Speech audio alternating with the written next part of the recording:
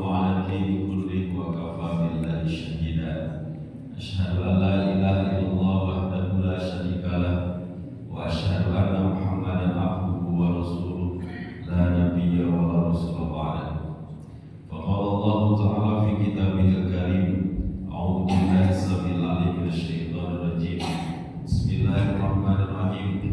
Wa idh ta'adzana rabbukum la in syakartum la azidannakum. La yasadaqallahul azim wa sadaqa rasulul karim wa nahnu ala dzalika minasyahidin wasyakirin alhamdulillahi rabbil alamin. Allahumma ij'al jam'ana hadza jam'an marhuma wa tafarruqana min ba'dihi tafarruqan ma'suma walhamdulillahi rabbil alamin. Amin.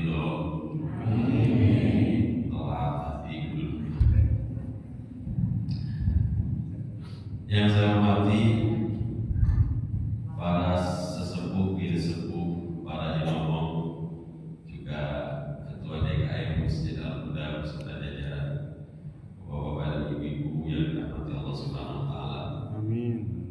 Kita bersyukur, kita haturkan kepada Allah Subhanahu wa taala atas limpahan nikmat dan karunia-Nya pada kesempatan pagi hari ini. Allah masih melembutkan hati kita, Allah masih meringankan langkah kita, Allah masih memudahkan urusan dunia akhirat kita, sehingga pada pagi ini kita bisa melaksanakan ketaatan pada Allah, mulai dari qiyamul lail, tilawah Al-Quran, subuh berjamaah. Pagi ini kita lanjutkan dengan kajian subuh pagi. Mudah-mudahan ini adalah jamuan Allah Subhanahu wa taala dan kita dimasukkan ke dalam orang-orang yang mendapatkan keberkahan Allah. Amin. Karena Nabi mendoakan Allah membarik di ummati fi bukurika. Ya Allah, berkahi umat pada pagi hari. Inilah keberkahan pagi hari yang didapatkan oleh baginda Nabi Muhammad sallallahu alaihi wasallam. Bapak Ibu jamaah yang dirahmati Allah, saya tidak dikasih tema oleh panitia, suruh ngomong aja. Saya jadi bingung. Tapi guru saya pernah menyampaikan waktu di pondok dulu, ya, namun hidup menjadi mubalik, ngomong guru ingat gitu. Jadi lupa ngomong liga. Saya sampaikan sekalian ingat saja.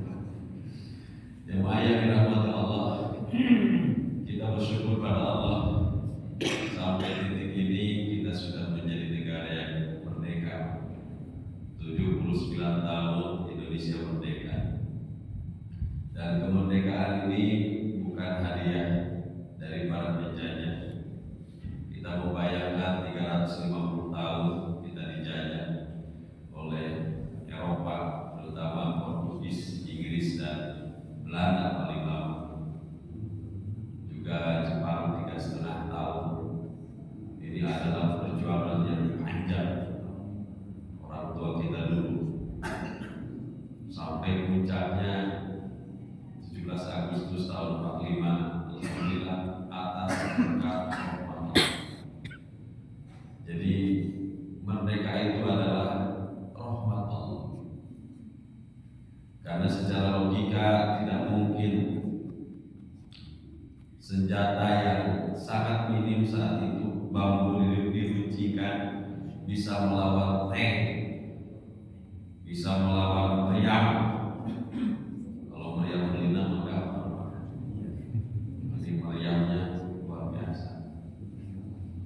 Secara logika tidak mungkin bisa mengalahkan tentara profesional saat itu yang dimiliki oleh penjajah. Sementara kita tentara pun ala kadarnya. Tapi atas izin Allah, atas rahmat Allah, Indonesia bisa merdeka. Dan ini diakui oleh founding father kita, oleh para pejuang kita, dan merumuskan dalam preambul Undang-Undang Dasar 45 menyebutkan atas berkat rahmat Allah. Jadi kita sadar betul bahwa merdeka ini adalah rahmat Allah Subhanahu wa taala. Maka tiada kata yang paling penting yang diungkapkan oleh seluruh bangsa Indonesia siapapun dia kecuali mensyukuri kemerdekaan.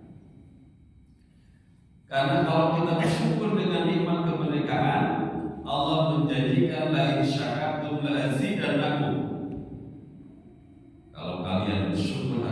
imanku, maka kalian akan kami tambahkan kenikmatan. Jadi bapak-bapak lalu bersyukur dan istri Allah tambah. Nah jadi yang kaya tambah banyak, tambah berkahnya, ya, tambah rezekinya, tambah keturunannya. Itu maksudnya makna tambah jumlah. Nah, jadi Allah tambahkan. Nah, kalau kita bersyukuri kemerdekaan ini, maka Allah akan tambahkan kenikmatannya. Bukan sebaliknya. Walai kafartum in adzabil syadid. Kalau kita kufur atas nikmat Allah, terutama nikmat kemerdekaan ini, maka sesungguhnya siksa Allah. Nah, ini yang kita khawatirkan. Nah, masalahnya kita sudah bersyukuri atau mengkufuri ini dengan kemerdekaan. Saya perhatikan tiap tahun ya, peringatan 17 Agustus itu hanya pesta pora, hiburan, dangdutan semalam suntuk di sebagian tempat, dan itu banyak. Jadi kira-kira bersyukuri apa mengkufuri? Ini kita ngeri khawatir ya. Sampai hari ini 79 tahun kita sudah merdeka, tapi rasa-rasanya belum merasakan kemerdekaan. Segala luar biasa. Nah, ini yang harus kita renungkan barangkali. Ya, bagaimana kita mengisi kemerdekaan itu dengan kebaikan. Karena Allah berfirman, A'udzu billahi minasyaitonir rajim, walau anna ahlal qura amanu wattaqau la fatahna 'alaihim barakatin minas sama'i wal ardh walakin kadzdzabu fa akhadnahum bima kanu yaksibun. Jikalau umpama andai kata penduduk negeri-negeri beriman dan bertakwa kepada Allah, la fatahna 'alaihim barakatin minas sama'i wal ardh, kami yakin akan bukakan pintu keberkahan dari langit dan bumi. Syaratnya cuma dua. Kalau Indonesia pengen maju, pengen sejahtera, pengen jadi negeri yang baldatun thayyibatun wa rabbul ghafur, tidak ada kata lain, beriman dan bertakwa penduduknya kepada Allah. Kenapa? Karena memang nikmat Allah itu, kemerdekaan itu rahmat Allah. Maka kemerdekaan sehakiki itu adalah bagaimana kita bebas melaksanakan ketaatan kepada Allah. Nah, dengan merdeka ini kan kita bebas, kan? Sholat kita tenang, bisa khusyuk, ibadah bisa tenang, bisa khusyuk, bekerja bisa tenang, bisa khusyuk. Ini adalah nikmat kemerdekaan. Maka sebagai ungkapan syukurnya, selain mengucapkan alhamdulillah, juga meningkatkan ketakwaan, meningkatkan keimanan kepada Allah. Kalau sebaliknya, maka siksa Allah akan turun. Sudah banyak kan, Pak? Gempa bumi, longsor, macam-macam, tsunami, tak terhitung luar biasa. Makanya jadi renungan bagi kita di usia Indonesia 79 tahun. Maka jamaah yang dirahmati Allah, bagaimana cara mengisinya? Kita bulan kemarin ada momentum hijrah Nabi Muhammad SAW. Hijrah Nabi itu adalah membebaskan diri dari penjajahan. Penjajahan apa Nabi? Penjajahan zaman jahiliyah waktu itu. Nabi harus hijrah, ya, meninggalkan kota kelahirannya. Itu apa? Memerdekakan. Ya. Ingin merdeka dari belenggu jahiliyah dan penjajahan kaum kafir Quraisy. Sama kita pun dijajah oleh kafir-kafir, Belanda dan sebagainya. Ya. Maka bagaimana kita mengambil spirit hijrah ini untuk menyelamatkan bangsa Indonesia? Maka Allah Subhanahu wa taala di dalam Al-Qur'an, alladzina amanu walladzina hajaru wa jahadu bi amwalihim wa anfusihim a'dhamu darajatan indallah wa ulaika humul faizun. Orang-orang yang beriman, berhijrah dan berjihad bi amwalihim wa anfusihim, dengan harta dan jiwa mereka, atau darajatan indallah wa ulaika humul faizun. Maka kita ambil spirit ini, mengisi kemerdekaan spirit Nabi. Satu, alladzina amanu, kita tingkatkan iman. Maka kenapa iman ini harus ditingkatkan? Karena iman itu bersifat fluktuatif, kadang naik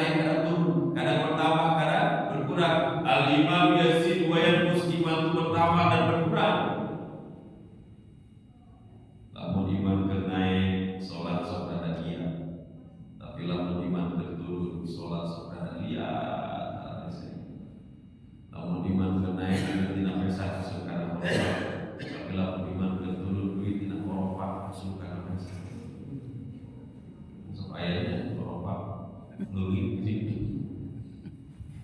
Lamun iman keur naik, ibu-ibu datang rajin datang ke majelis taklim. Tapi lamun iman keur turun, ibu-ibu rajin datang ke majelis taklim. Iman ini naik, maka perlu dikuatkan keimanan kita kepada Allah. Ya. Walladzina hajaru, dan orang-orang yang berhijrah. Hijrah kita perlu hijrah tempat. Kayak Nabi dari Mekah ke Madinah, perlu kita meninggalkan Indonesia. Siapa yang isi Indonesia? Ya, kita harus hijrah secara maknawi. Hijrah maknawi itu adalah berpindah dari yang buruk kepada yang baik, dari yang haram jadah pindah kepada rajin ibadah, dari maksiat pindah ke taat, dari kufur pindah ke syukur. Itu yang dimaksud dengan hijrah maknawi. Nah, maka penting hijrah i'tiqadiyah, hijrah keimanan, ya, supaya iman kita tetap kuat, mengisi kemerdekaan ini dengan keimanan kepada Allah Subhanahu wa taala. Ya. Nikmat kelihatannya Indonesia akan bangkit, subur, makmur, bermakmur kalau masjid ini penuh terus, kan peningkatan itu. Maka kalau ingin lihat kualitas keimanan, Pak, kalau sholat subuhnya sudah seperti sholat Jumat, berarti keimanan penduduk negeri Indonesia itu sudah meningkat. Lamun subuhnya jika sholat Jumat, pertanyaannya hari Jumatan dia juga gitu. Bingung Pak ya. Nah, ini kan masih pertanyaan. Dan saya lihat ini nggak ada para pemuda di sini.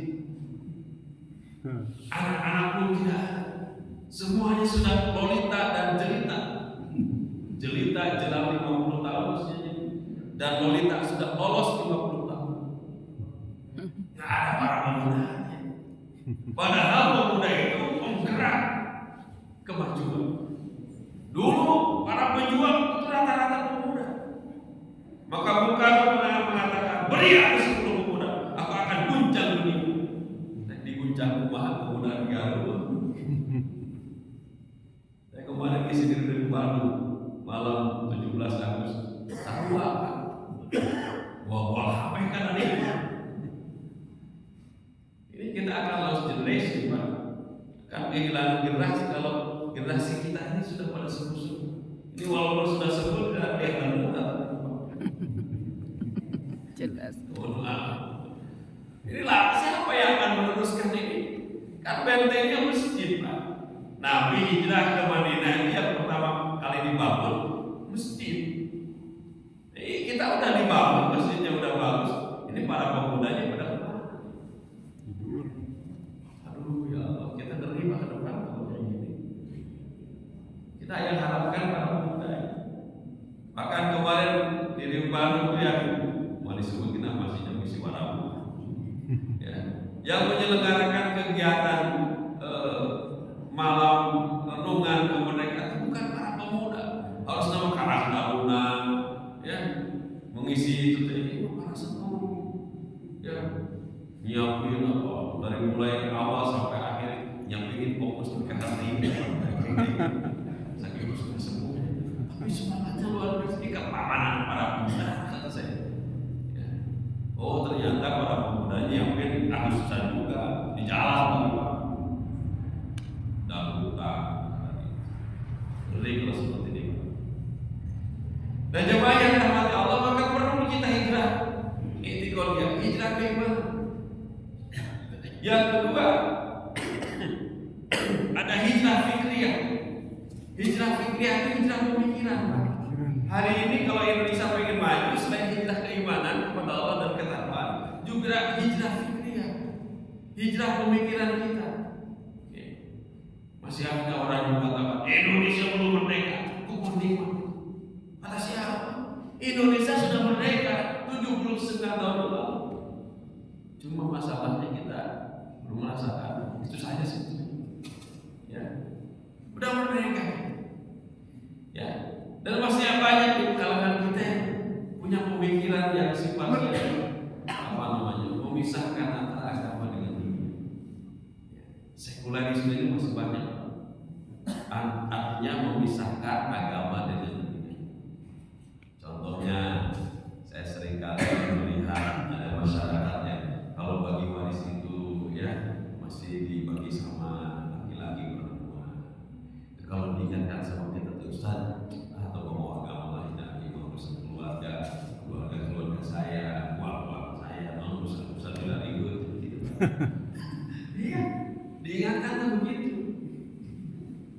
Dan Islam punya aturan bagaimana membagi waris. Jadi seolah-olah agama itu hanya di masjid, agama itu hanya di madrasah, agama itu hanya di pesantren. Di luar itu seperti apa? Atau kalau saya kan sering ke pasar berbelanja, ya, masih banyak pedagang yang kadang-kadang kurangin takaran di mana, mencampurkan yang busuk dengan yang baik. Kalau saya ingat Ustaz ilmunya, imam pasar dan masih Ustaz. Ya, urusan pasar urusan saya dagang lagi saya nak urusan dekat pasar saya kan ulah urusan ke pasar. Jadi seolah-olah agama hanya di masjid. Ya. Juga suka ada kalau saya hari Ahad biasanya kalau nggak kajian ini sudah mereka ikut jogging. Ini lalu juga Pak jogging ya. Orang kalau banyak kadang-kadang jamaah saya juga ikut. Kadang-kadang tidak pakai jilbab. Kalau saya ingat, ibu kenapa nggak pakai jilbab? Iya mas, mereka Ustaz, aku bilang mengaji mau pakai jilbab jangan Ustaz. Jangan Ustaz naik nama dia udah ribut kita. Allahu Akbar. Jadi seolah-olah memisahkan antara agama dengan dunia. Dalam dia, jamaahnya pada yang sok ayo gitu Ustaz. Ada agama mandi masjid. Nah soalnya ngomong gitu, lamun mau cirian, lamun mau nah yang di mandian, yang di kafani, yang di sholat, yang di ngomong ke ngomong agama. Lalu ke beci taruh, dari namun pakai agama, pakai agama. Nah ini artinya apa? Ini artinya tentang atau pemikiran liberalisme, pemikiran bebas hari ini, kebebasan berpikir sekarang sudah masuk dalam konten agama juga. Karena ada orang yang kemudian membolehkan seorang wanita jadi khotib Jumat. Itu dosen Universitas Islam, doktor lagi. Perempuan boleh jadi khotib Jumat. Lalu awe boleh jadi khotib Jumat, tapi proyeknya kagus. Yang kedua, perempuan boleh jadi imam sholat yang jamaahnya laki-laki dan perempuan. Boleh pernikahan beda agama. Luar biasa itu hari ini. Ya. Pernikahan beda agama boleh. Kan pemikiran terlalu liberal. Ini masyarakat kita kalau pengen negeri ini maju, hilangkanlah pemikiran yang menyesatkan. Hijrah fikri. Yang kedua, hijrah syuriah. Hijrah syuriah itu berubah penampilan. Di bangsa Indonesia kalau pengen maju ke depan, penampilannya harus lebih Islami. Ya, karena kita mengingat Islam, kita merdeka karena Allah, atas rahmat Allah, maka kita ketaatan pada Allah, maka penampilan pun harus disesuaikan.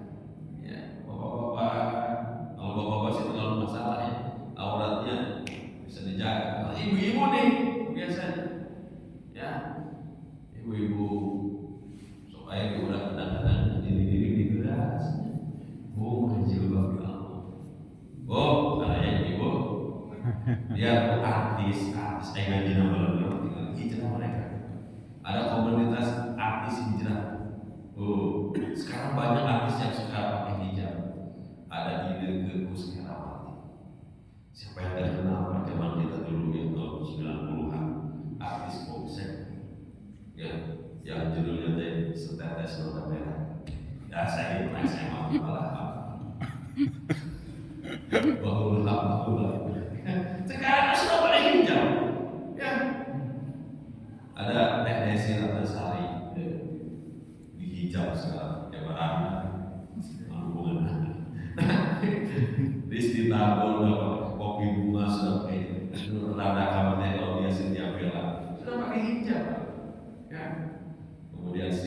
Ustaz, kemudian adiknya itu siapa? Ya, banyak. Ya apalah mantan kawin. Coba lihat, maksud saya artis aja kalau majunya bener, hijrah penampilannya berbeda. Tadi udah kata-kata ini keras, ya Allah, jogging ini pakai legging, motifnya kembang-kembang tadi, rosot aja. Cobalah menyesuaikan gitu ya. Ini mereka mana jogging, nah, ini merubah penampilan. Yang keempat, hijrah khuluqiyah. Indonesia kalau pengen maju, pengen ibadah maka harus hijrah. Hijrah apa? Hijrah khuluqiyah. Akhlak kita harus beradab. Mulai dari bicara santun, gitu kan, enak gitu. Ini Pak, saya belum pernah nonton ayah gogok manggil bapak turunan hasan gogok manggil bapak turunan itu karena jelema asep tapi jelema manggil bapak turunan gogok jeng kamu anjing ayam minta apa anjing cek bapak turunan tadi gogok anjing kamu melesat ini asli lupa kayak gini permudahan itu Bu, kalau ada yang meninggal dunia, bilang apa Bu? Inna. Ibu lo kalau peserta ngomong apa? Innalillahi juga. Kayak mau innalillahi. Dijadikan anjir. Soalnya begitu. Anjir. Ubahlah, ya. Kata-katanya ganti dengan subhanallah. Kalau musibah astagfirullah. Kenikmatan, alhamdulillah, ya, mau makan, ya, baca doa, Allah baliklah, beres makan, alhamdulillah. Saya pernah habis makan, alhamdulillah, astagfirullah. Tuang dari restoran, pernah habis astagfirullah. Nah, jadi luar biasa, ya, berakhlak baik, gitu, akhlak, perkataan, ya, kata-kata tidak harus santun. Boleh lagi ada kata-kata apalagi di media sosial menyinyir, ya, menyinggung, fitnah, ya. Yang kedua, ya kata-kata kita yang hindari hal yang dusta, ya, hindari dalam antara bohong, besarnya dan percaya pada dirinya, antara bohong, ibu juga telah berbohong. Karena kadang-kadang kita tidak sadar, sok mengajari anak suka berbohong. Kapan itu? Ketika tukang kredit nagih. Mama tukang kredit nagih, bejakeun mamakeun ngaji. Mama tukang kredit nagih, bejakeun mamakeun rapat. Ternyata tukang kredit pinter. Ya, mama rapatnya di mana? Mama rapatnya di mana? Jadi yang suka ngajarin bohong kadang-kadang sehingga anak-anak itu jadi pintar nggak bohong ya tuh Pak. Terus saking lidahnya berbohong luar biasa. Ya, lalu udah kaitan oleh sekolah melapor ke gurunya, Bu Guru abdi mal sekolah, kunaon teh sekolah si Aki mawat pun bagus. Siang nanti guru nanti rahasia Pak. Cek Aki nanti, jangan nyumput guru mana datang. Aki nyumput, Aki nyumput. Nah, mana itu sekolah Aki nyumput. Dan tadi kami awal pesan kamu guru itu sama letak akibat goblok sih. Mana nih Pak sekarang? Ya, jam 7 itu masuk sekolah, jam 9 baru datang. Ditanya sama gurunya, kenapa kamu telat ke sekolah? Dan sini lagi duit. Nah, hubungan anak lagi duit, kamu telat ke sekolah. Emang kamu, nah, batin tahu gak dirinya? Nah, itu yang dia kasih sekolah dan luar sini. Nah, aku lama tuh, dah duit nanti dicap lagi. Modus. Nah ini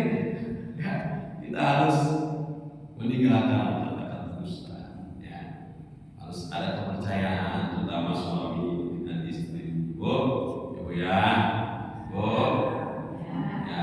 Kalau suami berangkat kerja, ya, tolong antarkan sampai gerbang, ya, doakan sampai dicium tangannya cupik enggak. Jadi luar biasa. Dan doakan ya Allah, saya titip suami saya. Kalau sudah dititipkan sama Allah, sudah ibu tolong itu teleponan ibu salah kirim pada melatih. Halo, posisi di mana? Salah kirim, kenapa bayar telat? Atau salah kirim ke salah kirim pulang ke rumah, HP-nya dibukakan, ya, kersalnya dibukakan, di toilet dibukakan, namun dibuka apa ya, tidak salah kirim. Memang lebih kayak itu mesti hapus. Pengalaman di mana orang sama sakit. Tapi mau balik lagi ke HP ini kita apa majikan? Sesuatu mah. Nyari upload mah. Ada kayak kayak di penting kita hidup dulu. Akhlak kita makin baik. Kalau Indonesia akhlaknya makin baik, tentu kata sopan santun, ya, ini akan melahirkan. Nabi itu luar biasa. Panggil kepada istrinya dengan santun. Panggilannya ya Humairah, ya wahai pipi yang merah-merah, meronah apa sekitar. Ya, tara segan panggil Nabi, panggil istrinya Isa, atau Ija. Tapi mohon maaf bapak-bapak, kalau istrinya cantik, ya. Tapi lamun ada ide mah ya maghrib, kata-kata yang santun. Dan Nabi itu kalau istrinya sedang tidur nggak pernah dibangunkan. Satu hari Nabi pulang kemalaman habis dakwah, ya. Pas mau ketuk pintu, Aisyah belum tidur. Nabi gelar sorban di depan pintu, tidur di sini. Sampai jam 3 Aisyah bangun, cari Nabi nggak ada, dibuka pintu lagi, terus tidur di depan rumah, nangis tidur. Ya, nah, makanya bapak sebenarnya kalau isi sudah tidur, tolong diguyak-guyak, ya. Kalau isi bapak yang kemauannya nangis tidur masuk, dia suka tinggal hasilnya.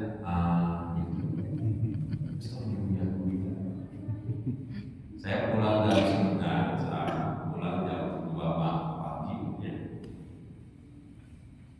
Sampai rumah sampai Bandung, jam 2. Ngetok pintu, ingat kan hadisnya kata, setelah diamalkan saja jika Rasul, Rasulullah gelap. Sare, apa ada pun pantau, target belum merokos. Bulit jam 3 api lampai kamera kuat.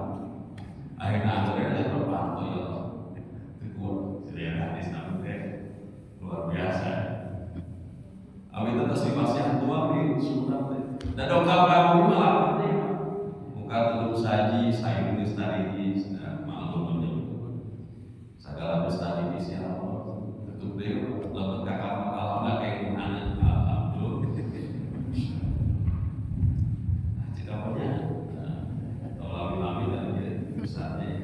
Terima kasih, mudah-mudahan kita mampu melaksanakan hijrah. Jihad mencari hasil. Kami minggu hari bangun di Yunani, kami bakal bahas jihad. Juga apa namanya strategi kemasan. Amin minggu hari Yunani itu.